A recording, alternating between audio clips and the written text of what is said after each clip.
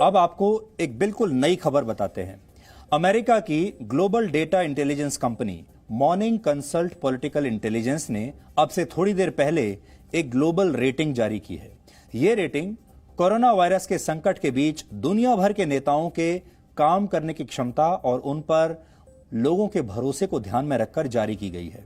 इस रेटिंग में भारत के प्रधानमंत्री नरेंद्र मोदी की अप्रूवल रेटिंग को दुनिया भर के बाकी सभी नेताओं से ऊपर रखा गया है, नंबर 1 पर रखा गया है। इस रेटिंग में प्रधानमंत्री नरेंद्र मोदी 68 अप्रूवल पॉइंट्स के साथ दुनिया में पहले नंबर पर हैं, 68 अप्रूवल पॉइंट्स के साथ, जबकि अमेरिका के राष्ट्रपति डोनाल्ड ट्रंप को -3 अप्रूवल रेटिंग पॉइंट्स दिए गए हैं। यानी उनकी जो अप्रूवल रेटिंग है वो माइनस में चली गई है, -3 है। इस रेटिंग के लिए 1 जनवरी 2020 से 14 अप्रैल 2020 तक लोगों से दुनिया के दूसरे नेताओं से संबंधित सवाल पूछे गए थे, मसलन कि इस संकट की घड़ी में किस नेता ने कैसा काम किया है, किस नेता पर उन्हें कितना भरोसा है और किस नेता की रणनीति उन्हें पसंद आई। और हर रोज औसतन 447 इंटरव्यू लिए गए। 1 जनवरी 2020 को प्रधानमंत्री नरेंद्र मोदी का अप्रूवल रेटिंग पॉइंट 62 था, 62, जबकि 14 अप्रैल आते आते यह स्कोर 62 से बढ़कर 68 हो गया। इसी पैमाने पर 1 जनवरी को ट्रंप की रेटिंग -10 थी और 14 अप्रैल तक वो -3 पर पहुंची है। तो यहां पर हमने आपको एक ग्राफ के जरिए भी ये दिखाने की कोशिश की है कि कैसे नरेंद्र मोदी को दुनिया भर में सबसे ज्यादा पॉइंट्स मिले हैं। उनकी लीडरशिप को पूरी दुनिया ने पहचाना है। और एक खास बात यह है कि इस समय ये जो कोरोना वायरस का जो संकट काल है, इस समय पूरी दुनिया में जो एक लीडरशिप होनी चाहिए, एक ग्लोबल लीडरशिप, उसकी कमी पूरी दुनिया के लोगों को महसूस हुई है। यानी आज विश्व में एक भी ऐसा बड़ा नेता नहीं है जिसे आप ग्लोबल लीडर कह सकें, जो इस समय संकट की घड़ी में पूरी दुनिया का नेतृत्व कर सके। इससे पहले हम सोचते रहे हैं कि अमेरिका सबसे शक्तिशाली देश है, वो ही पूरी दुनिया का नेतृत्व करेगा, लेकिन इस बार अमेरिका की हालत सबसे खराब है।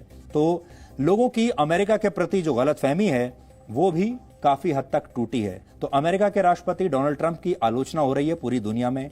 उनकी जो छवि थी वो कमजोर हुई है। इसी तरह वो सबसे शक्तिशाली नेता माने जाते हैं दुनिया के, इसलिए उनके पॉइंट्स कटे हैं। दूसरे शक्तिशाली नेता माने जाते हैं शी जिनपिंग, जो कि चीन के राष्ट्रपति हैं। उनके भी पॉइंट्स इस बार कटे हैं क्योंकि चीन विवादों के घेरे में है। पूरे दुनिया के देश चीन से सवाल पूछ रहे हैं, आरोप लग रहे हैं कि चीन ने झूठ बोला है, जानकारियों को छुपाया है। अब शी जिनपिंग अपने अंदर की जो उनकी घरेलू राजनीति है वहां पर भी उन पर सवाल उठ रहे हैं, अंदरूनी बंद कमरे में जो बैठक होती है। इसलिए शी जिनपिंग के भी इस बार नंबर कटे हैं। अब बड़ा सवाल यह है कि जब शी जिनपिंग पहले से कमजोर हुए हैं इस विवाद के बाद और राष्ट्रपति ट्रंप भी पहले से कमजोर हुए हैं, तो दुनिया का नेतृत्व कौन करेगा? इसका मतलब यह है कि एक बहुत खाली स्थान है ऊपर शीर्ष पर, एक स्पेस है, एक वैक्यूम है जिसे भरा जाना चाहिए, और वो वैक्यूम, उस जगह को एक नया नेता भर सकता है। वो नया नेता कौन होगा ये तो दुनिया में अब कुछ और दिनों के बाद पता चलेगा, लेकिन किसी भी नए नेता के लिए और किसी भी नए देश के लिए या कुछ देशों के गठबंधन के लिए ये एक बहुत बड़ा मौका है दुनिया की लीडरशिप को बदलने का। इसलिए भारत जैसा देश भी कोशिश कर सकता है, प्रधानमंत्री नरेंद्र मोदी जैसे नेता भी कोशिश कर सकते हैं कि वो एक ग्लोबल लीडर के तौर पर उभर कर सामने आए और इस स्पेस को, इस जगह को वो भर सकते हैं। अगर एक देश नहीं भर सकता तो कई देश मिलकर भर सकते हैं, जैसे भारत, जापान, इसके अलावा साउथ अफ्रीका,